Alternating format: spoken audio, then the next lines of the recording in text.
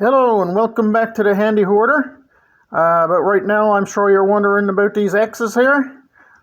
Figured we'd explain it all. This here X, the first X, means you need extra stuff. You can't be a hoarder without extra stuff. Second X, you got to be extra handy, or you're going to be left with all this stuff and someone else is going to have to throw it out after you're dead.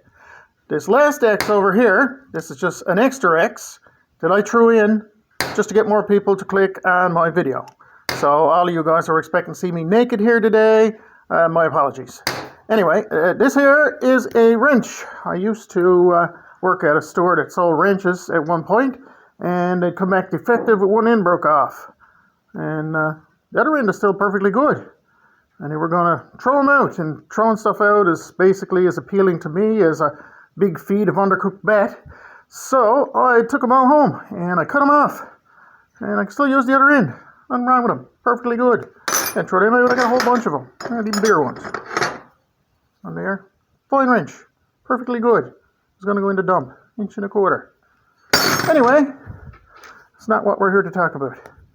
Today we're here to talk about peg hooks. Peg hooks, you get them on the wall, out to work or whatever. Seems to be every time we needs one. We needs a little short one like this, and never fails. Every single one we got that's like about that long and way too long, so we cuts them off and cleans up the end, bends them up a little bit again, and then we're left with the piece off the end of it, and I takes them all home, of course, because we throws nothing out. And I figured I'd weld some of them together and make a little guy here having a drink to calm his nerves.